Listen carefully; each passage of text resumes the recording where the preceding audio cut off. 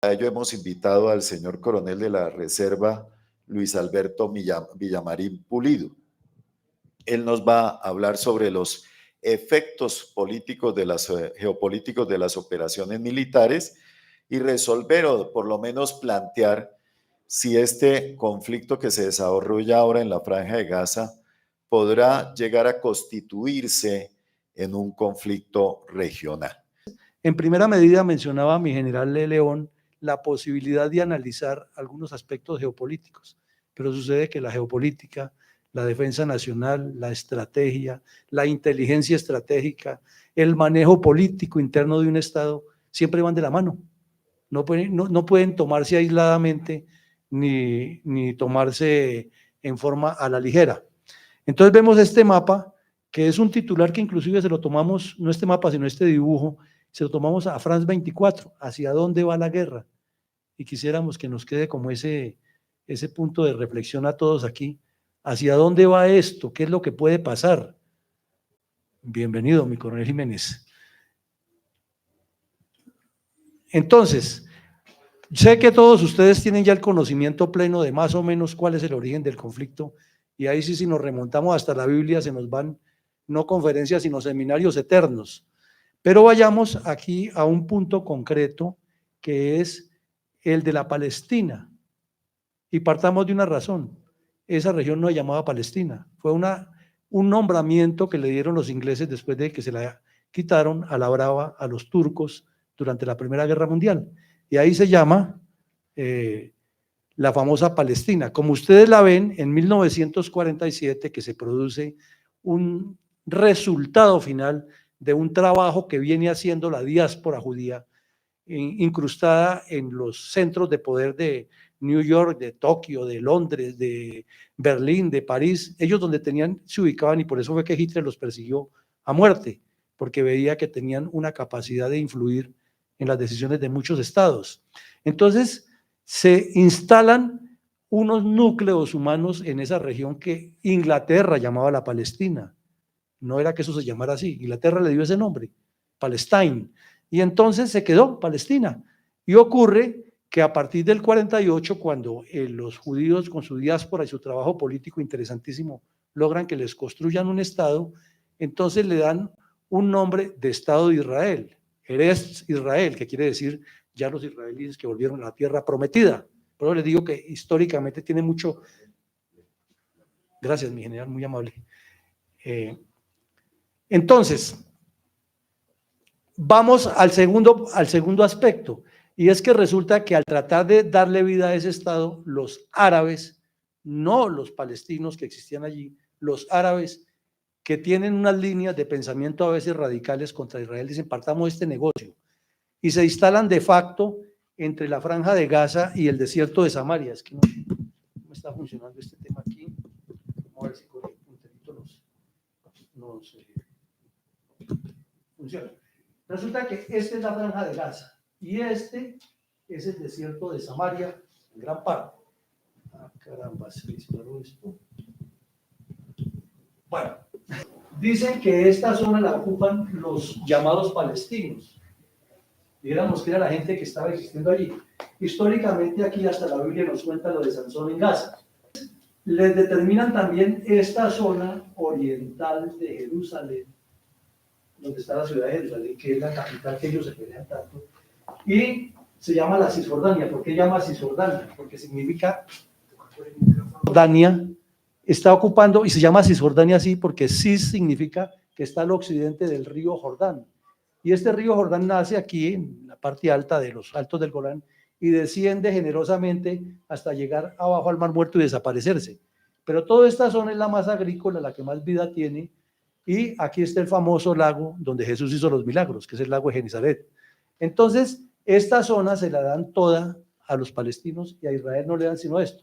Pero como hay un odio incubado en la mentalidad musulmana extremista de desaparecer al Estado de Israel, en el año 67 se reúnen en Jartún, o Khartoum, la capital de Sudán, varios países, Egipto, Jordania, Irak.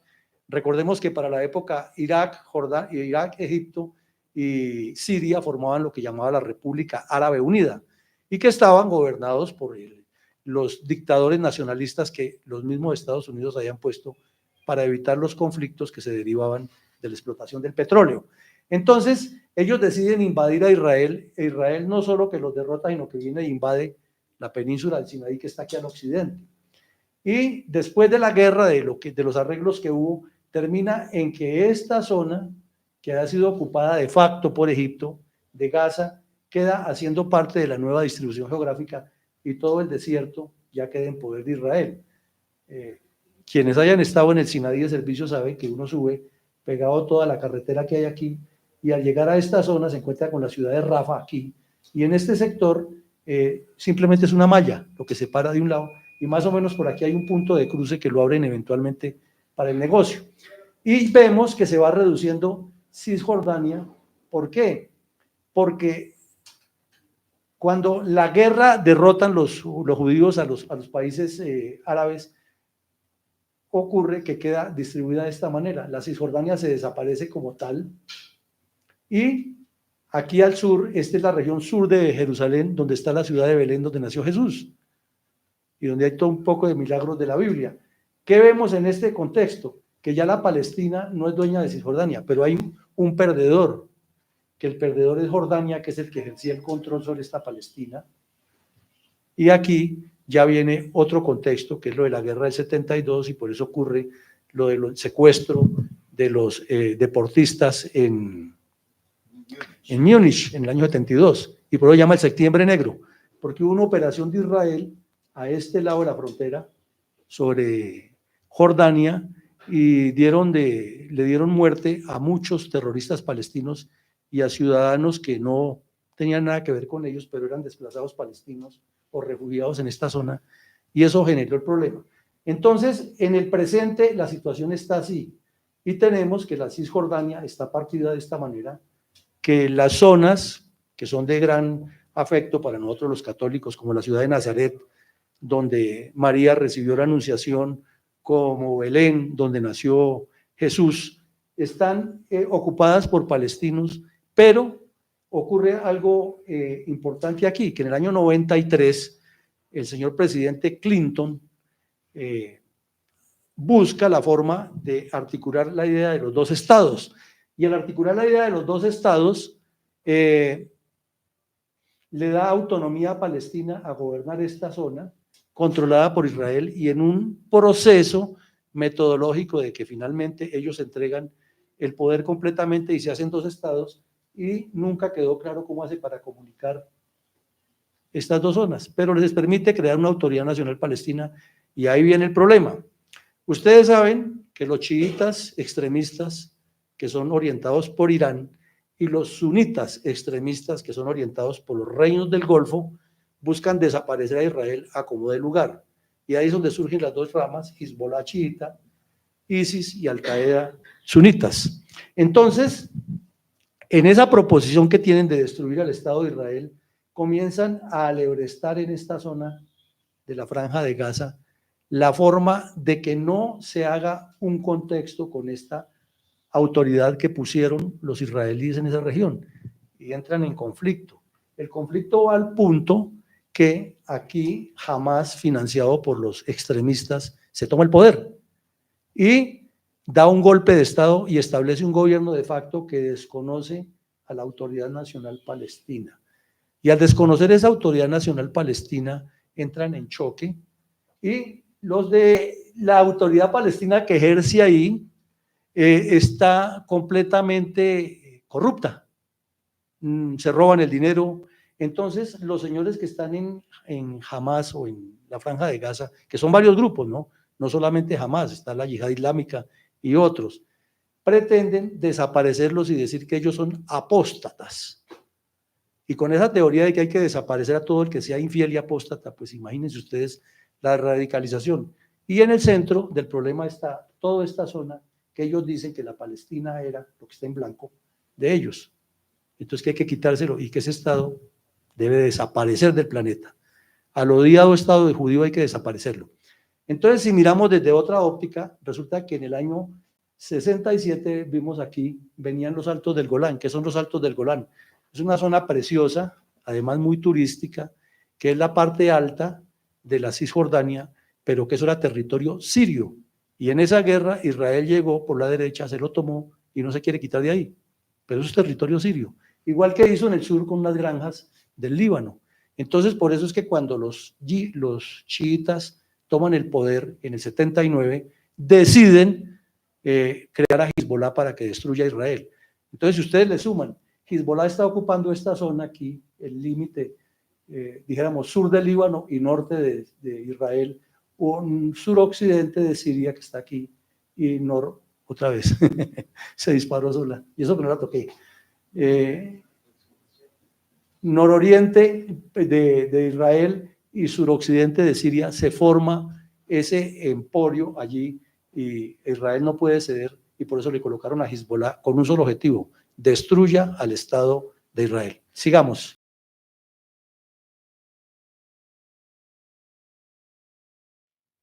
Para que nos vayamos formando el concepto de cuál es la connotación táctica, estratégica, geopolítica y de la trascendencia que tiene en este momento en la seguridad del mundo este ataque terrorista del 7 de octubre. 3 fotos que nos dicen mucho, pero nos falta que nos digan más. Es que resulta que Israel ha venido buscando desde el año 93, con el premio Nobel que le dieron a Isaac Rabin y a Yasser Arafat, la forma de hacer la paz con todos los estados del Medio Oriente, y a los estados del Medio Oriente les conviene porque la tecnología de Israel es superior y porque están evolucionando, en especial Arabia Saudita, que comprendió que tiene que diversificar su economía petrolera y cambiar, y tienen un plan estratégico 2030 y otra parte al 2050 muy similar en propósitos al de China, para fortalecerse. Entonces hicieron lo que llamaron los acuerdos de Abraham, o Abraham, como dicen ellos, y metieron algunos de los reinos del Golfo Pérsico, más no Arabia Saudita. ¿Por qué? Porque en Arabia Saudita tenemos un gobernante de facto que es Mohammed bin Salem. Él no es el gobernante, él es el hijo o él es el heredero al trono después de que murió el papá, que era el rey, y está de nombre nominalmente el hermano del papá, o sea, el tío, pero ya es muy señor, muy de edad, y no tiene la capacidad, y este señor Mohammed Salem es el que está gobernando de facto a Arabia Saudita, y él tiene la visión de abrirse al mundo. Entonces utilizó unos proxies que fueron a Qatar y otros países, otros reinos que iniciaran ese acercamiento, y se firmaron los acuerdos de Abraham, y por primera vez en medio de todo eso aterrizó un avión de El Al en el aeropuerto de Riyadh, en Arabia Saudita. Eso fue todo un acontecimiento, y por primera vez miles de turistas judíos pudieron ir a visitar algunos de los sitios sagrados que les permiten en Arabia Saudita y hacer turismo. Eso no se ha podido nunca. Entonces se intuía que Arabia Saudita iba a abrir relaciones con Irán, y como Arabia Saudita e Irán, con Israel, corrijo, y como Arabia Saudita e Irán tienen una enemistad a muerte por lo de la lucha, que es otro tema que lo podríamos ver después, el problema del arco chiita sobre el Mediterráneo y el Asia Menor, entonces decidieron organizar este ataque. Ahora, si recordamos el mapa, le tienen a Hezbollah colocado al norte, a Hamas al occidente en la Franja de Gaza y a Hamas al oriente en Cisjordania. Son 3 frentes en los cuales quieren desaparecer el Estado de Israel. Entonces, este golpe, ¿por qué tiene tantas connotaciones? Porque es igual a decir al ataque del 11 de septiembre en New York, en Washington, es igual a decir al golpe que le pegaron los yihadistas a Francia en el 2015, o es igual a decir a la incursión de Alemania en Polonia en el año 39. Es un punto de partida de un salto al vacío con consecuencias impredecibles.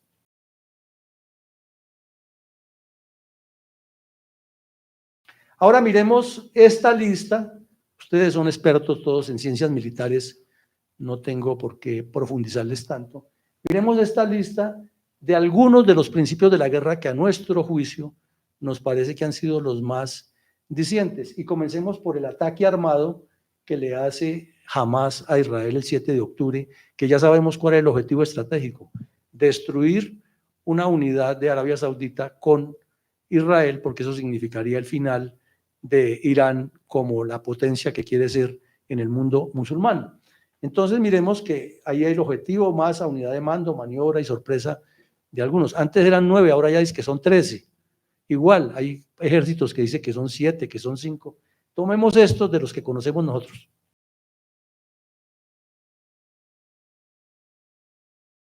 Hablemos del objetivo. El objetivo que llevaban los yihadistas era muy claro: romper en lo estratégico, romper la integración saudí-Israel. En lo táctico era producirle, en lo operativo mejor, producir una gran cantidad de bajas civiles y incrementar el terror por medio de la fuerza bruta y generar ese mensaje de que aquí estamos para destruir todo lo que contemple el Estado de Israel. Y en lo táctico significaba hacer algo que nos enseñan a todos en las escuelas desde los primeros años, que es llevar al adversario a combatir en el terreno que a mí me favorece para sacar todas las ventajas posibles. Y lo lograron, porque llevaron a Israel a combatir en unas circunstancias que ya vamos a ver algunos aspectos geopolíticos preocupantes.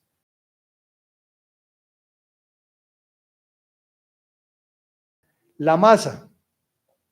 Si ustedes revisan en internet, hay una serie de documentos interesantes, hay análisis del Instituto de la Guerra, hay análisis de estrategas que escriben para diferentes medios, hay videos, hay mensajes de la misma fuerza judía que muestran que efectivamente allí lo que ocurrió fue un ataque muy bien preparado por fases, con fuerzas estructuradas, con objetivos determinados, con planes muy bien diseñados y con un objetivo muy claro que ya lo vimos.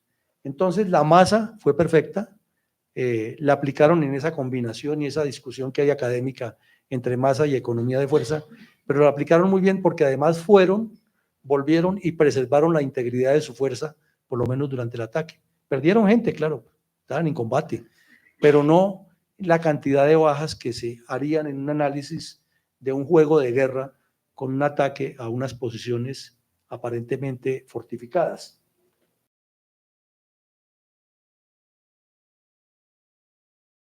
Ahora, la unidad de mando total. Allí participó gente de la Yihad Islámica, participaron gente de Al-Qaeda, de ISIS, de talibanes. Y la prueba muy sencilla es, y se lo recomiendo, tomen la foto en la que están estos señores cuando ocupan un tanque del ejército de Israel y usted mira que ahí hay negros, en la franja de Gaza no hay negros, pero ahí hay negros, quiere decir que son yihadistas africanos provenientes de Somalia, de Níger, de todos estos países donde hay problemas de yihadismo. Ustedes encuentran personas con apariencia muy blanca que son provenientes del Cáucaso, del Bajo Cáucaso, o son provenientes de la zona de Bosnia y Herzegovina y de Kosovo, donde hay musulmanes.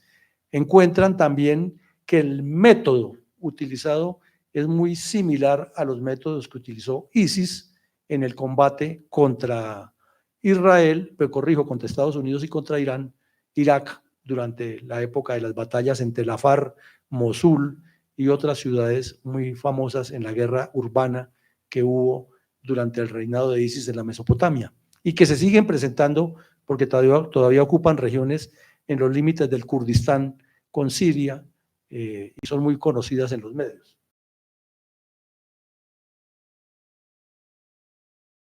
Ahora miremos aquí la maniobra. ¿Por qué decimos que aplicaron perfectamente la maniobra? Porque fue una maniobra, como diría el general MacArthur, trifibia. Hicieron aproximación con parapentes, o sea que prácticamente se puede decir que fue una incursión aérea, aeroterrestre.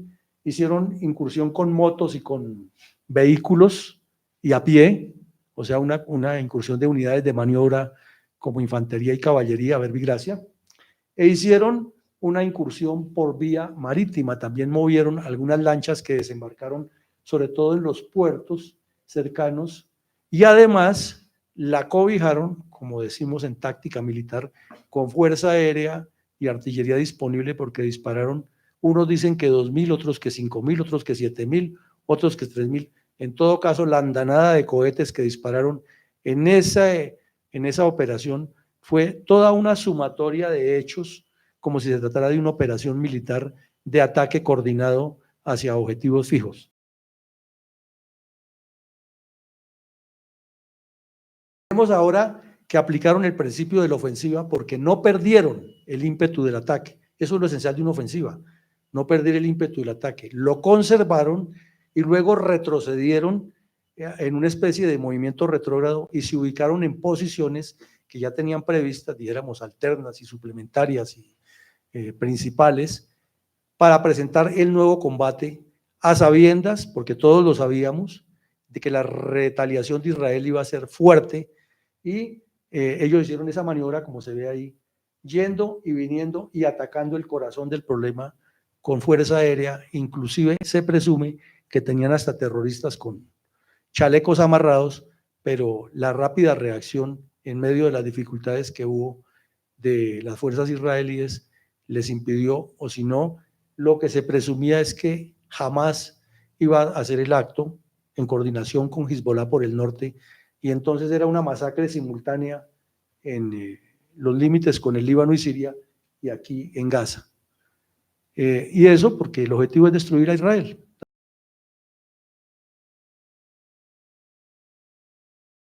Ahora miremos la sorpresa.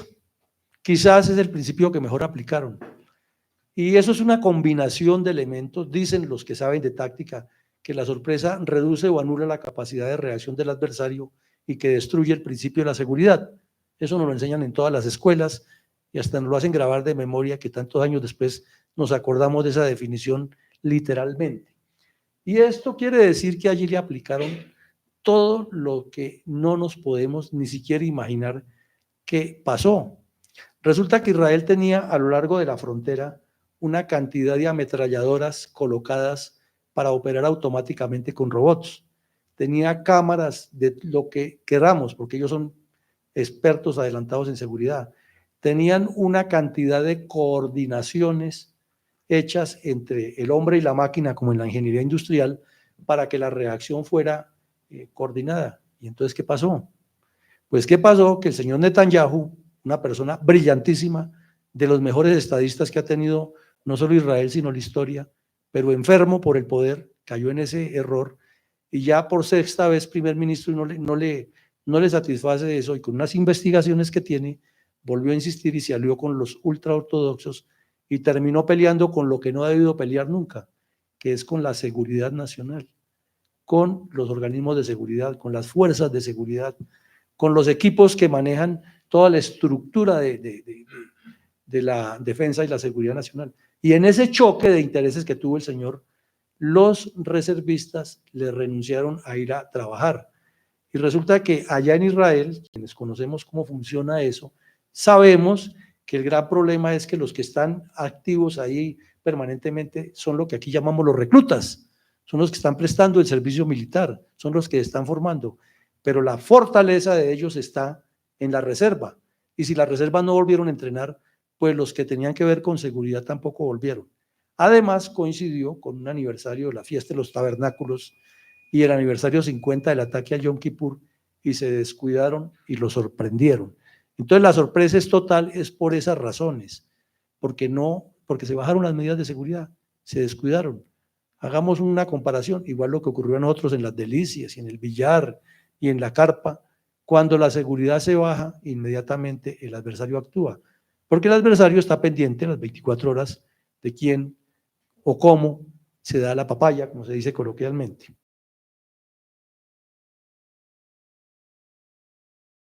Ahora miremos los principios de la guerra, algunos que desde nuestra óptica se han aplicado con mayor incidencia. No es que se hayan aplicado los otros mal o bien, sino para resaltarlo aquí. Entonces tomamos 4: masa, unidad de mando, maniobra y ofensiva. Miremos en la masa. No es sino ver las noticias. Vemos esta cantidad de tanques, movilizaron 360,000 reservistas y casi todos para la Franja de Gaza, otros obviamente para el problema con Hezbollah en el norte, pero esa cantidad de personas disponible para reaccionar indica que hay una masa grande, además con recursos, ¿no? Porque los tienen los tanques, tienen la capacidad de sacar todas las reservas de municiones, tienen la capacidad de sacar la reserva de armas, los equipos, el mantenimiento, los abastecedores, el combustible que tienen, todo lo activaron, o sea, hicieron una movilización nacional en forma masiva.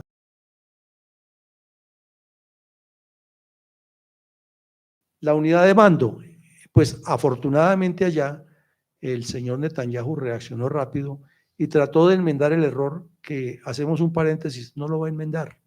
Ese señor va a terminar en la cárcel al ritmo que van los acontecimientos, porque pasado toda la euforia de lo que está sucediendo, le van a cobrar las cuentas y a él lo señalan como el principal responsable, y lo mismo a los directores de seguridad por los problemas que se armaron, porque es que son 1.200 muertos, son 200 secuestrados a un país que es el ejemplo de seguridad en el mundo, y que le hagan una operación tan perfecta, porque fue una operación perfecta, eso no hay que negarlo, se les metieron y los golpearon.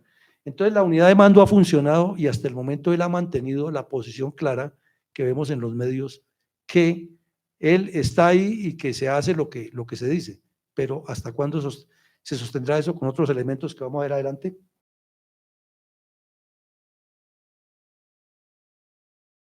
Ahora la maniobra, pues la maniobra esencialmente la han partido en dos, una con ese aterrador, atronador efecto que está causando el bombardeo de artillería y el aéreo sobre los túneles, sobre los sitios donde hay túneles y donde hay infraestructura, que es demoledor.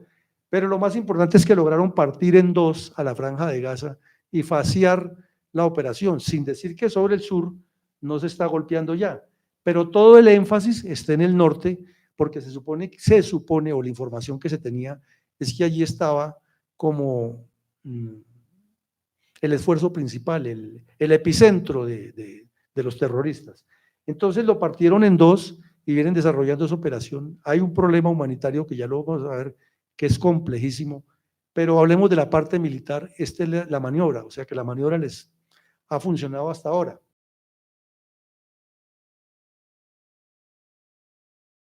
Ahora miremos de la ofensiva. Eso sí ha sido de attrition, como dicen los gringos, depredadora, demoledora.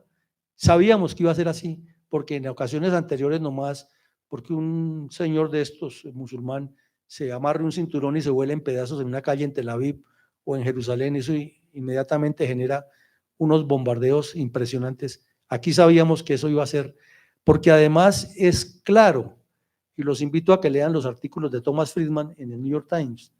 Él es un periodista que tiene origen judío y lleva 40, 50 años escribiendo sobre el problema árabe-palestino, israelí-palestino, y tiene unas explicaciones muy claras, y una de esas, un reciente artículo hace como 2 semanas, que dice que el problema de Israel es que lo quieren desaparecer. El problema de Israel es que el señor Netanyahu esté equivocado en la forma como maneja el Estado. El problema de Israel es que no tiene otra opción. Entonces, aquí esto es un tema de meterle mucho análisis y quitarnos un poco las prevenciones que tengamos de un lado a otro para entender que la solución no está a flor de labio y que nadie tiene la última palabra respecto a semejante entuerto que se nos armó allí.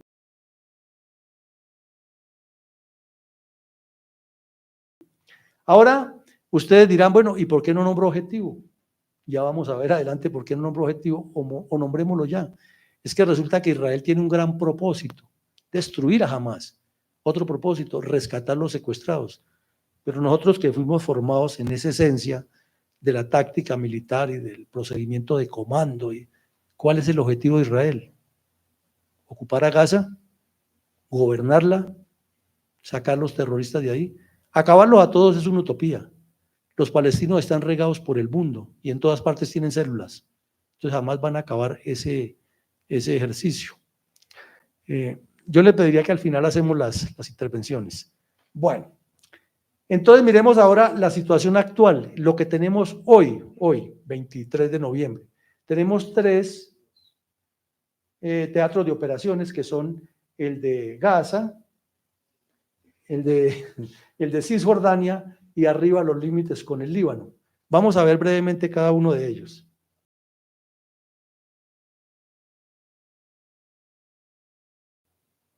Entonces, miremos el gran problema de seguridad que tiene Israel en este momento y que fue lo que obligó al señor Biden a anticiparse y enviar un portaaviones y luego enviar otro y toda una estructura de defensa aeronaval y terrestre a Israel. Primero porque tiene secuestrados allá y es un problema político para él que quiere reelección, pero va más al fondo. Es que miren ustedes la cantidad de cohetes que tiene Hezbollah suministrados por Irán. O sea, las milicias de Hezbollah y Hamas tiene algunos de estos, no son bandidos como las FARC o los del ELN aquí, que tienen la capacidad terrestre cercana. Es que con esto, mire, tienen desde misiles Katyusha de 12 a 40 kilómetros hasta misiles Scud de 750 kilómetros. Quiere decir que desde donde están los hutíes en Yemen, que es una distancia bastante larga, atravesando todo el Golfo Pérsico, el Golfo de Aqaba y lo que está allá al occidente de la península arábiga, hasta Jerusalén, cualquier cohete de estos puede llegar.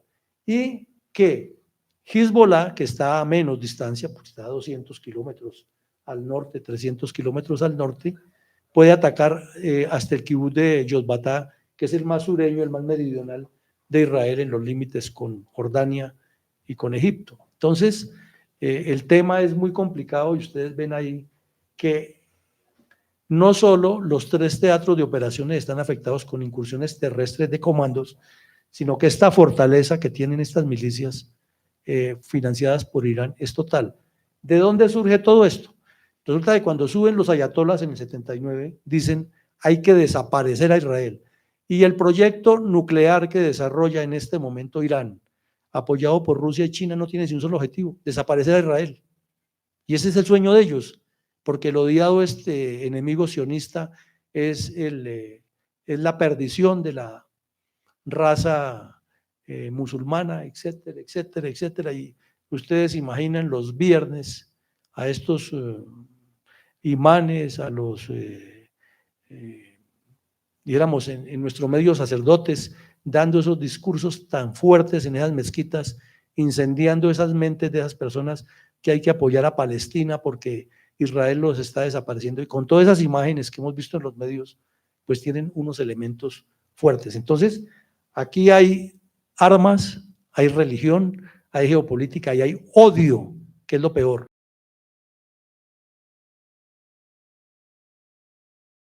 Ahora miremos cuál es la situación de las relaciones diplomáticas y públicas de Israel para enfrentar semejante problemonón. Es que los colores nos lo dicen, buenas, que están en un gris ahí, son con Egipto, pero son buenas porque hay una fuerza multinacional de paz que les metió a Estados Unidos ahí de por medio en el acuerdo de Camp David, el señor Carter, con Menachem Begin y con el señor Sadat en el año 79 y 80. Y de ahí para adelante, pues, han mantenido una presencia de la cual hemos hecho parte con el Batallón Colombia y hemos tratado todo el mundo de que no se maten y han venido acercándose, pero eso no es que esté resuelto, porque está el odio a Israel. Ahora, el fenómeno que hay allí en Egipto es que cuando los wahabistas, que nacieron en Arabia Saudita, crearon las primeras escuelas coránicas extremistas sunitas, se instalaron en Egipto, en el Cairo, y ellos fueron los que impulsaron el reclamo del Canal del Suez, fueron los que asesinaron a Anwar el-Sadat y son los que promueven la yihad islámica y son los jefes directos de ese grupo yihad islámica que vimos allá en la Franja de Gaza. Entonces, el juego que ha hecho Egipto aquí tampoco es que sea muy claro, porque todo pasa por Rafah o Rafiaq o Rafa, ahí en el límite, en la frontera, y ahí tenemos la presencia de Egipto. Y se sobreentiende que todo este material ha entrado por Egipto, porque sería imposible creer que ha entrado por el propio territorio israelí, donde hay tanta seguridad. Ha entrado por el mar, y por el mar pasa por Egipto. Problema complejísimo. Entonces se dice que las relaciones son buenas, pero no tan buenas. Con Jordania, que lo vemos al oriente de Egipto, hay buenas relaciones en el sentido de que el rey jordano se ha comprometido a ayudar a la seguridad de Israel, pero no están aseguradas porque resulta que dentro de los círculos que rodean a la monarquía jordana hay gente que ha pertenecido a Al Qaeda. Es más, el que fundó ISIS fue un jordano, Al-Kawasiri, algo así el nombre de él. Él fue el que fundó a ISIS y luego apareció otro y ya van como el cuarto que matan y de los 2 últimos que han matado también eran jordanos. Entonces no es tan sencillo pensar que Jordania está cerca de Israel, lo saben ellos. Además porque es que es un límite muy, muy frágil, es el río Jordán ahí y permanentemente Israel vive dando de baja terroristas ahí en ese sector entre Cisjordania y Jordania. Ahora, dice también que hay unas relaciones equidistantes y las pone con Turquía y con Arabia Saudita. Sí, van en lo que decimos. Pero Turquía, recordemos que tenemos allá de presidente a otro Putin, que es un tipo impredecible, que juega con la Unión Europea, que juega con la OTAN, que juega con Rusia, que juega con Estados Unidos y siempre utiliza la amenaza de la fuerza y habla de derechos humanos y es un personaje con unos antecedentes tenaces. Me refiero al señor Tayyip Erdogan. Y tiene relaciones malas con este tema que les decía que es fundamental estudiar lo que es el arco chiita, que es lo que compone Irán, Irak, Siria, Líbano, porque allí está la mayoría de musulmanes chiitas. Claro que hay en Bahrein, hay en Qatar, hay en Yemen, pero fundamentalmente estos, porque ustedes ven que arriba está el Asia Menor, está el Cáucaso, está hacia el occidente, el Atlántico, y sobre todo que está Europa occidental, que es donde está la riqueza, y lo que ellos han querido llamar siempre Eurabia. Entonces, el tema aquí es bien interesante, bien complejo, y no es de mirarlo simplemente que allá están matando israelíes con palestinos.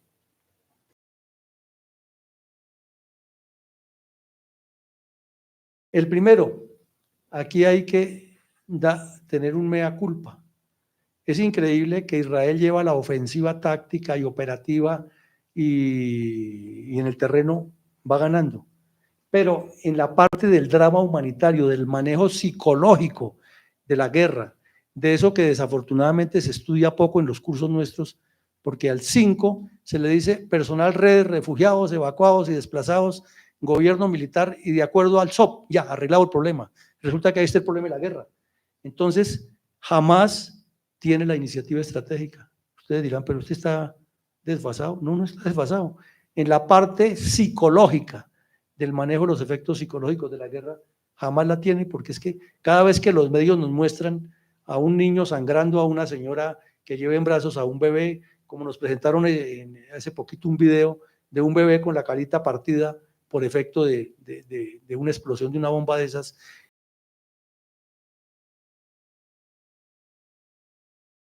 Y cuando el Ministerio de Gaza publica una cantidad de muertos y heridos que son cifras sin confirmar, pero que ellos las dicen y que no hay quien las confronte, pues están ganando la guerra y están convenciendo al mundo que haga marchas por todas partes. Y ustedes ven Nueva York, Londres, París, Bombay, hasta aquí en Bogotá el señor Petro mandó a los vándalos a que destruyeran la embajada de Israel.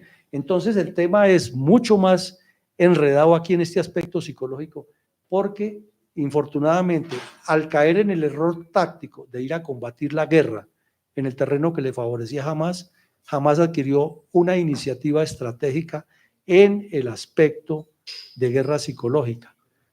Por eso nosotros le decimos siempre a quienes están activos, pónganle cuidado a esto de la guerra psicológica, que no es la del payasito y el muñequito, sino es el manejo de la información pública, es el manejo de la discursiva y la narrativa respecto al conflicto. Y aquí lo están haciendo de maravillas. Además que tienen el dinero del mundo con mucho jeque petrolero que les financia todas esas actividades.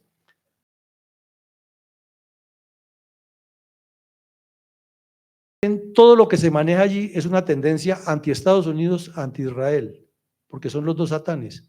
Entonces, por eso decíamos que al señor Biden le tocó hacer algo que para muchos es impopular, muchos es criticado, pero no tenía otro camino.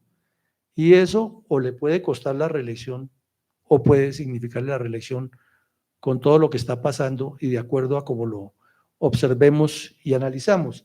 Entonces, en síntesis de esto, es que los aspectos militares son fundamentales, pero no se puede convertir una victoria militar en una derrota política. E infortunadamente Israel, que es experto en eso, cayó en esta trampa porque además no les quedaba otra opción. O sea, les pasó el famoso cuento. Si decían que no, perdían, y si decían que sí, también perdían.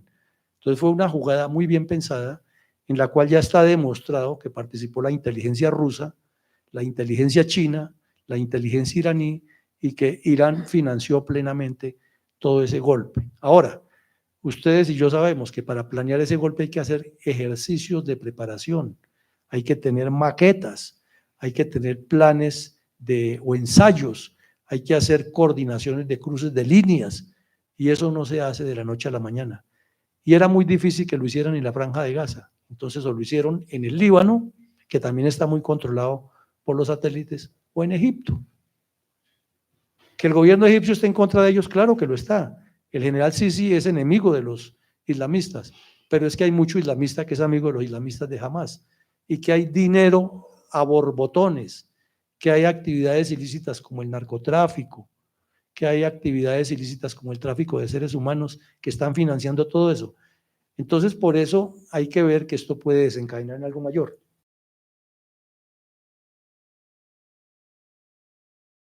La noticia en el mundo es que se suspenden las operaciones por 4 días para que se produzcan unas liberaciones seriadas hasta completar 50. Resulta que los rehenes son la joya de la corona. ¿Qué intuimos desde el punto de vista de un analista? Que en este momento se están debatiendo son cosas muy serias. Por ejemplo, que Hamás y la Yihad Islámica que están trabajando en llave y los gobiernos de Egipto y de Qatar y todos los que están implicados en ese tema están buscando es quitarle a Israel la posibilidad de que sea el que negocie esos rehenes. Entonces, si tienen unos rehenes alemanes, ¿por qué no negociamos con Alemania a cambio de muchas cosas? Que nos gire no sé cuánto dinero, porque les fascina a los musulmanes de Gaza recibir dinero, que nos permita sacar de las cárceles en Alemania a los terroristas que están allá presos, porque ya también hay presos, Francia, Italia, que nos permita unos canales diplomáticos, que nos reconozca y que presione a Israel a que retire las tropas. Ese es el juego. Entonces nosotros le soltamos los rehenes y ustedes ayudan en eso. Es lo que deducimos que está pasando. De igual van a pedir que le saquen a miles de terroristas palestinos que están presos en las cárceles de Israel. Hay otros que a Israel se le ha ido la mano y ha metido jóvenes y señoras porque protestan, y en esta tensión que ha habido en las 3 áreas se ha complicado más. O sea, aquí hay defectos humanos entendibles y hay una problemática que requiere una filigrana impresionante.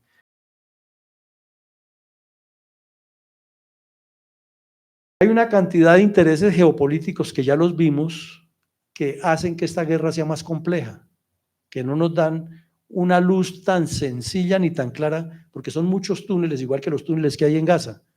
Entonces se requiere de mentes muy aterrizadas, de utilizar menos políticamente, como lo están haciendo el señor Trump y el señor Biden, este tema, pero que Israel necesita un apoyo internacional, porque es que es el futuro del mundo. Ahora, ayer nos preguntaba un periodista de una cadena internacional, ¿cuál es la razón para que haya tantos niños muertos? Le contestamos, puede que no sean tantos, como dicen los señores de Hamás, pero sí hay muchos. Es que los musulmanes del mundo comulgan con algo que llaman la estrategia del vientre y le enseñan a los jóvenes, los vientres de nuestras mujeres van a multiplicar el Islam por el mundo, y por eso ellos se reproducen y llegan a los países occidentales donde hay la tendencia a minimizar la rata de crecimiento demográfico. Ellos llegan a hacer lo contrario y fuera de eso a reclamar todo ese derecho que adquiere una persona por haber nacido en un país, y lo van creciendo y lo van creciendo porque tienen ese sueño de que sea el Islam el que gobierne el mundo. Y alrededor de ellos están los extremistas que son peores, que son que hay que desaparecer a los infieles, que somos todos los que usamos la cruz, y los apóstatas, que son los que usan la media luna, pero que no están de acuerdo con ellos.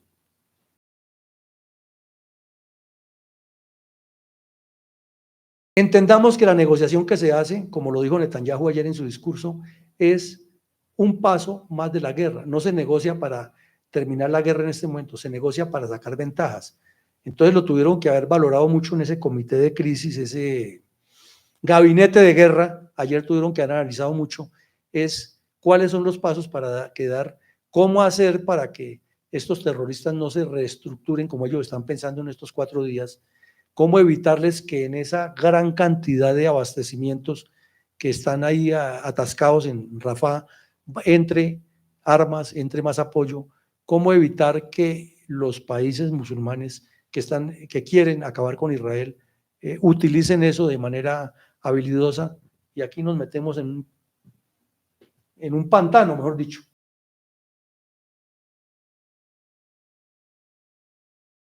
Perspectivas no son halagüeñas. Las perspectivas son que jamás va a incrementar los ataques, va a seguir, que Hezbollah va a actuar por el norte y que Irán seguirá lanzando cohetes y Estados Unidos seguirá retaliando sobre Irán y Siria, y en cualquier momento ese vasito de cristal que se ha mantenido ahí como quieto en medio de todo eso se puede reventar.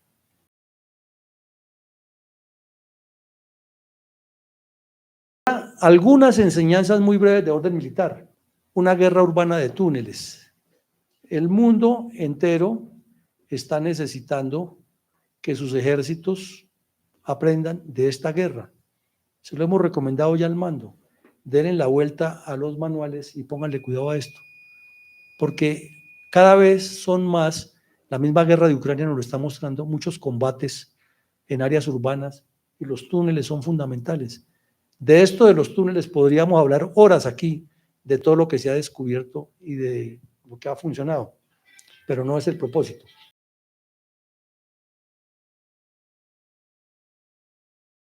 Segundo, queda demostrado que los medios tecnológicos son falibles, no son tan exactos. Siempre se necesitará el ser humano. Se habla hoy en día de que la inteligencia artificial nos puede reemplazar, que la robótica, pero aquí en este hecho quedó demostrado que por confiados en un montón de ametralladoras y de campos de seguridad no pudieron.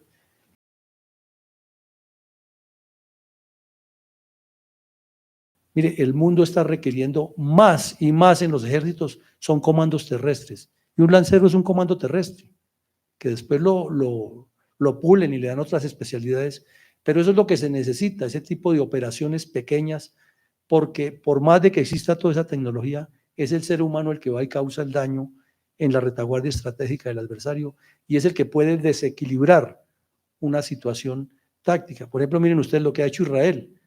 Había un científico que estaba dirigiendo el proyecto nuclear de Irán.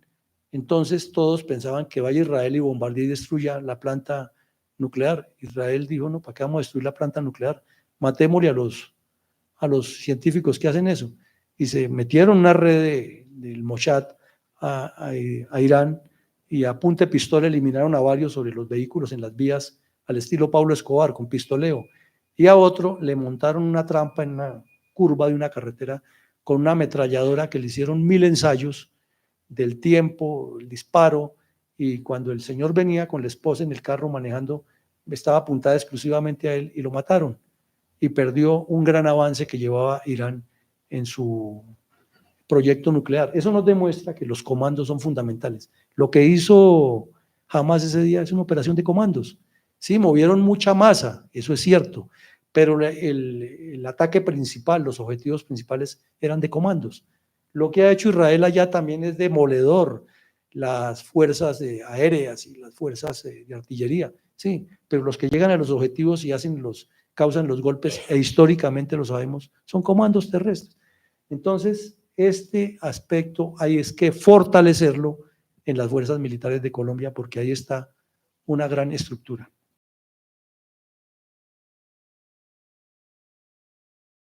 Es importantísimo de maniobra de unidades combinadas en ambientes urbanos. Ya lo mencionamos, lo entendemos, los túneles, los francotiradores, las personas que se amarran los cinturones bomba, las trampas explosivas, los ardides, la canalización por unas calles, colocándole escombros al lado y lado para meterlos en emboscadas. Todo eso es práctico.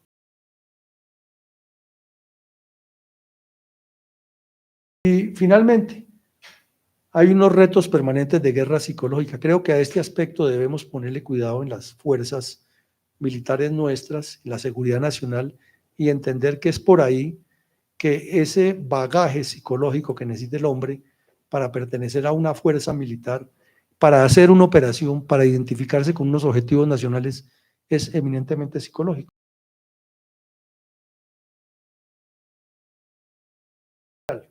Entonces, la primera reflexión: La guerra es un efecto de la política. Y en un país como Colombia, donde no hay ni partidos políticos serios, ni política de Estado, imagínense ustedes para poder manejar una guerra. Por eso nos está pasando lo que nos pasa. Y en Israel vemos el reflejo de las peleas del señor Netanyahu con la gente, con ese tema. Lo mismo, no se debe politizar la seguridad nacional. Probablemente ustedes han leído, han escuchado las intervenciones en que insistimos. Alejen a las fuerzas militares de todo ese debate barato. Prueba en Israel, más grande no puede ser. Se pusieron a pelear los políticos allá y terminaron las fuerzas de reserva sin ir a entrenar y participar, y ahí tenemos el problema. No. Otro, Israel tiene un propósito, ya lo vimos, pero ¿cuál es el objetivo? Y una guerra sin objetivos se complica, se dilata, se vuelve eterna y diríamos que se parece a la nuestra. ¿Cuál era el propósito? Sí, acabar la guerrilla. ¿Y el objetivo? No lo tenemos. No lo tenemos en Colombia. Es controlar el Caguán, es controlar la Uribe, es controlar el Urabá. Entonces, no tener ni siquiera el manejo semántico y el significado de los términos es complejo. Y por último, la inteligencia y la contrainteligencia tienen que ir mucho más allá en el ámbito estratégico, porque la inteligencia debe ser para prever todo lo que hace el adversario y determinarle sus debilidades, fortalezas, etc. Y la contrainteligencia tiene tres aspectos fundamentales: contrasabotaje, contraespionaje y seguridad de personal, que en algunos casos es contrasubversión. Pues bien, señores, ha sido un poco larga mi general León, pero creemos que hemos tocado temas fundamentales.